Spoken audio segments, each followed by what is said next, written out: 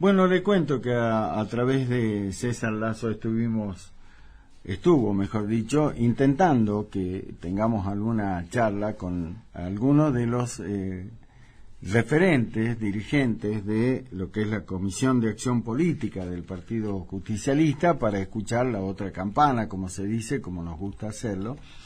Y lamentablemente no pudimos conseguir a nadie, ¿no?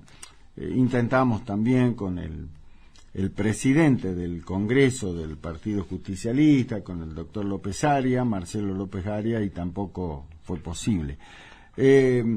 Nos imaginamos que será porque no querrán hacer manifestaciones previos a lo que será el Congreso del partido el día sábado, pero sí lo que queremos hacerles saber a ustedes, o a nuestra audiencia, es que buscamos porque recién lo escuchábamos a uno de los referentes de lo que se llaman los sectores del peronismo de base.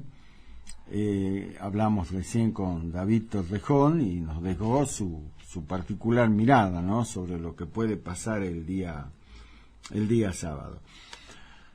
Pero esta situación particular que vive el Partido Justicialista tiene una especie de correlato, de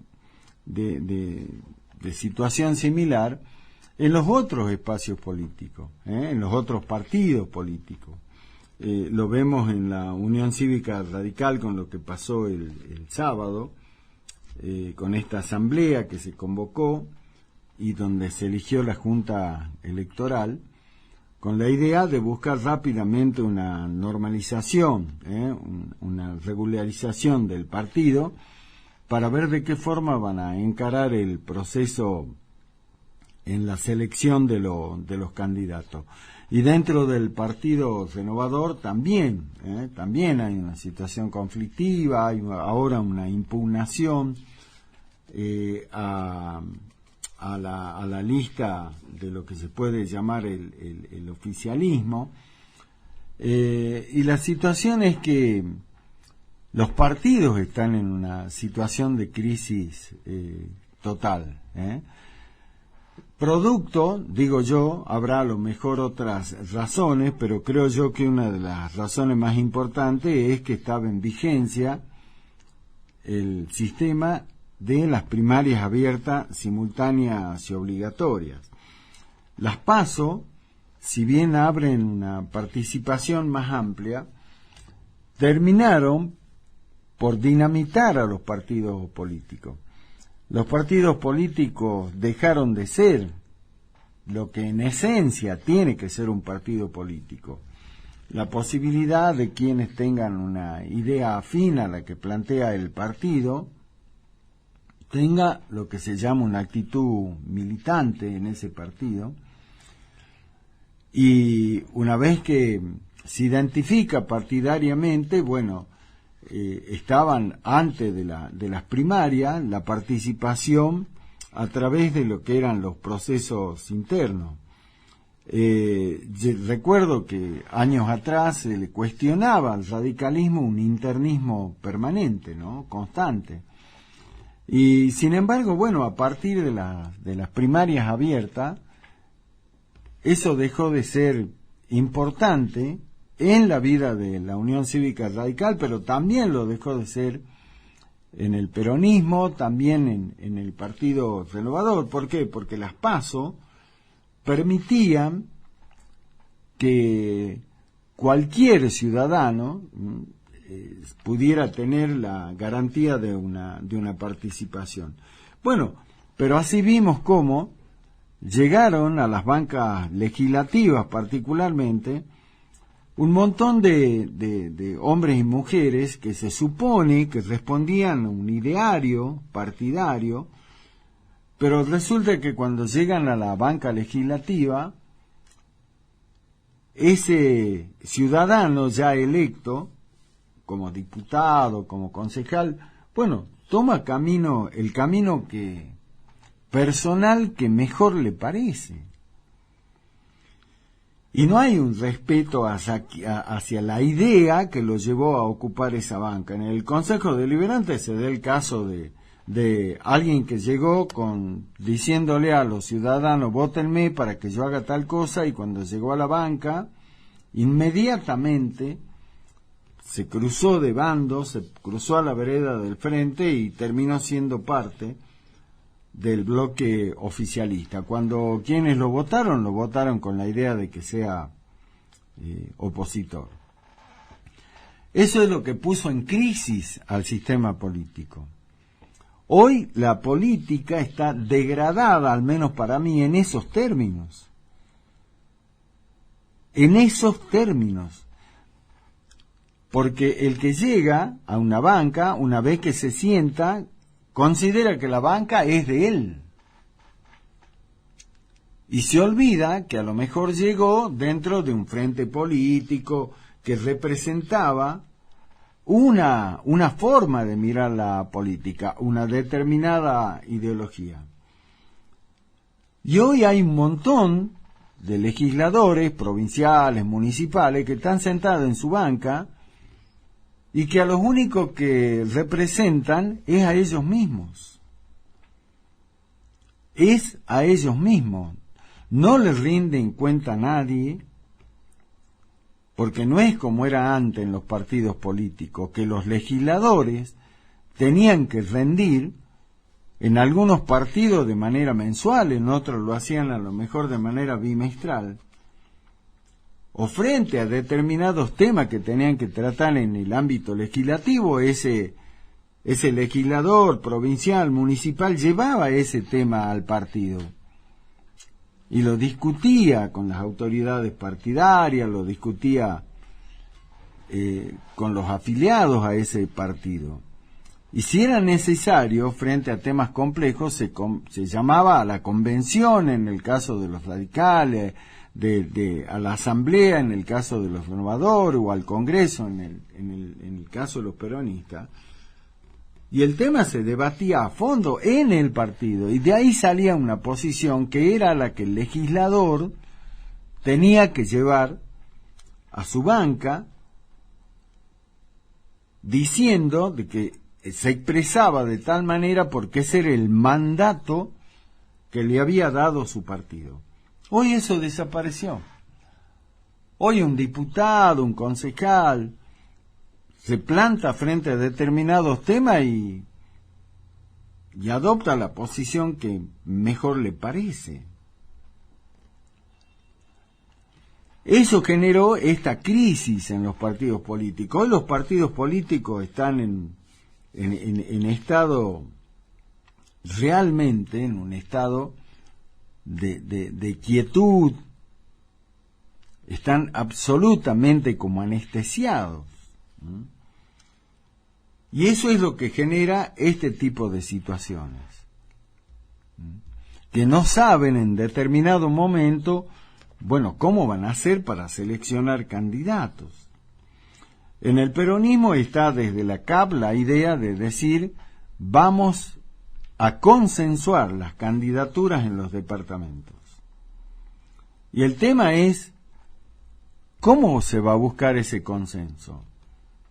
Si yo como dirigente, como afiliado al peronismo, a lo mejor tengo la idea de ser candidato, ¿y qué chances tengo yo de que se me escuche? ¿A dónde se me tiene que escuchar? Y eso es lo que genera esta situación bastante confusa, lo decía el licenciado David Torrejón, histórico dirigente del peronismo. Y si no encontramos ese espacio que necesitamos para el debate interno y demás, nos iremos a otro lado. Ahora, la pregunta es, ¿y a dónde se van a ir? Porque si bien es cierto, el frente de todos, el frente que, digamos que es el frente, el espacio político del kirchnerismo, está conformado, se sabe quiénes lo integran, está el Partido de la Victoria, por ejemplo, diferentes agrupaciones, pero tampoco hay demasiado espacio. Recordemos lo que fue el año pasado, en la elección del año pasado, cuando a Miguel Issa, por ejemplo, se le negó la posibilidad de que sea precandidato a gobernador. Por eso digo, hoy los partidos políticos están en una situación muy de crisis, pero recordemos que esta situación es nada más que coyuntural, porque si bien es cierto hoy las PASO no están, pero no es porque las PASO hayan desaparecido, están suspendidas, nada más que suspendidas para la elección provincial. Pero seguramente cuando lleguemos al año 2023, las PASO van a volver a estar vigentes. Van a volver las PASO, con todo lo que eso implica. Obviamente que yo, para ser coherente, tengo que decir que desde un comienzo, y quienes siguen mi posición política, digamos, como periodista político, saben que desde un comienzo estuve en contra de las PASO. Porque para mí era esto lo que iba a traer la prácticamente desaparición de los partidos políticos. Hoy los partidos políticos están en una crisis prácticamente terminal y va a depender de la no solo de la voluntad, porque esto no se soluciona solo con voluntarismo, sino de la grandeza de la dirigencia política de cada partido, para devolverle al partido político la razón de ser, la esencia del partido político. Hoy las sedes partidarias están absolutamente vacías. Ahí era el pulmón, ese era el corazón de la democracia. La discusión, los ateneos, los seminarios, las escuelas de formación política. Hoy eso no existe. Hoy eso no existe. Y en algunos casos se da, que por ahí lo habrán escuchado más de uno, ¿no? Decir a hombres y mujeres que no están, digamos, en la política todos los días, decir, bueno, mirá, ¿sabe qué? Como tengo plata, como tengo recursos, y yo me presento. El tema es cómo hacerlo ahora, ¿no? Cómo hacer para que esa selección de los candidatos y sea lo suficientemente amplia, participativa, abarcativa para que todos tengan chance.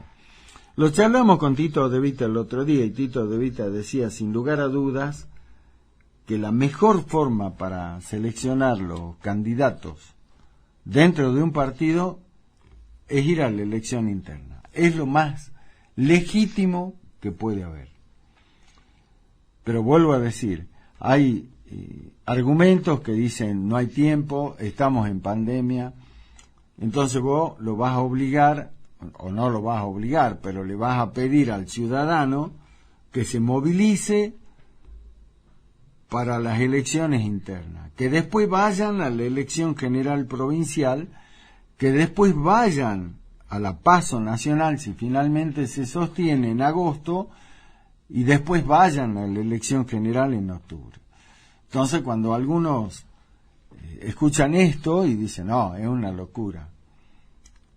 Es una locura, ¿cómo vas a convocar a la ciudadanía 4 veces a una elección, 4 veces a elecciones dentro de lo que es el marco de la pandemia?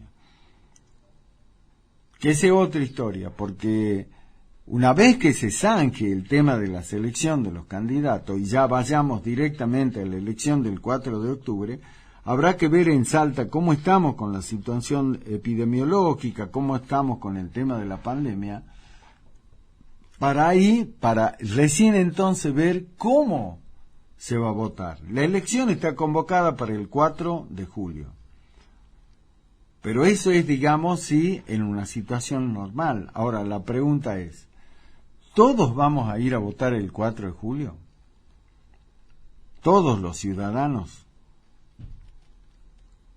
¿Todos vamos a ir ahí o se va a dosificar, por así decirlo, a la votación?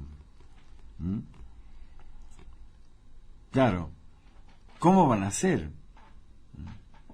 la expectativa de la vacuna, que sigue siendo una gran expresión de anhelo, nada más. Vería con agrado que lleguen determinada cantidad de dosis, pero las vacunas en realidad están apareciendo con cuentagotas. Y va a ser si llega, va a ser para aplicarla a determinados sectores. Lo charlamos el otro día con el ministro de Salud, lo charlamos con el doctor Viela. El sector salud no se terminó de vacunar. Luego tendría que venir el sector de seguridad. Luego recién tendrían que venir los de factores de riesgo, los mayores de 60. Pero a la vuelta de la esquina, dentro de exactamente 27 días, o un poco menos, 24, tendrían que estar empezando las clases en Salta. Y entonces decimos, ¿y el sector docente? Cuando hablamos del sector docente decimos, no solo las maestras, los maestros, todo lo que rodea al sistema educativo. ¿Cómo van a ser los protocolos? ¿Cómo se va a votar? Es un tema muy complejo en realidad. Es un tema muy, pero muy complejo. Termino con esto. Permanentemente nosotros venimos diciendo, lo dice el ministro de Salud, lo decía el doctor Biel el otro día, lo dice los miembros del COE, Matías Posada, Ricardo Villada, que hay que extremar los controles y los cuidados con el tema del coronavirus. Miren ustedes, este lunes, en Salta tuvimos nada más que 14 casos nuevos de coronavirus. El martes hubo 54. Hoy miércoles, ¿sabe cuánto hay? 78. A nivel de la provincia hablamos, ¿no? Obviamente que la mayor cantidad de casos se dan en la capital, casi por una razón lógica, ¿no? La capital es el espacio territorial más densamente poblado, hay mayor cantidad de gente. Pero fíjense ustedes cómo ha ido creciendo, ¿no? 14 casos de contagio el lunes, 54 el martes, hoy 78. Y la vacuna, y como dijo el doctor Biel el otro día, con el tema de la vacuna, el gobierno nacional parece que cree que todos somos tontos. Nos hablan de los 60 millones de no sé cuál, de la vacuna AstraZeneca, de Pfizer. Ahora el presidente anunció con bombo y platillo que está hablando con el jefe del gobierno chino para traer una vacuna china también. Y habla, hemos comprado 60 millones, hemos comprado tamaña cantidad de esto. Ahora hay otro que dicen que la Argentina está en condiciones de fabricar la Sputnik. Pero eso no es, como decía mi abuela, soplar y hacer botella. Fabricar una vacuna no es sencillo. Y en el medio de todo eso, está el inicio de las clases, está el tratar de mantener las actividades económicas que hoy están abiertas, gastronomía y demás, y en el medio está el tema electoral. Ese argumento de que movilizar en elecciones internas a la ciudadanía en medio de la pandemia es un argumento de mucho peso. El otro día, cuando charlamos acá en 7PM con Gonzalo Quilodrán, con el licenciado Quilodrán, uno de los referentes del Frente de Todos, nos decía, yo no sé si el ciudadano de a pie va a ir a votar el 4 de julio si no tiene la garantía de que no se va a contagiar. Entonces habrá que medir eso también. ¿Cuántos van a ir a votar? Entonces, si se somete a larguísimos procesos de votación, entonces también es complicado el tema. Así que bueno, estamos en medio de una situación muy, pero muy complicada. ni hablemos de la situación económica, ni hablemos del tema de las paritarias. Estamos en un baile, así como dice, muy pero muy difícil. Pero bueno, es lo que nos toca, es lo que nos toca vivir. Como hacía muchísimos años, décadas, en la historia de la humanidad no se daba una cosa como esta. Pero bueno, lo tenemos que transitar, lo tenemos que llevar adelante. Y bueno, habrá que hacerlo con muchísima responsabilidad. Y en esto, la dirigencia política no puede estar ajena. Por un lado debe garantizar esto, pero por otro lado también debe garantizar que se cumpla a rajatabla con lo que dice, con lo que representa la democracia a la hora de elegir a los representantes de cada uno de los partidos políticos.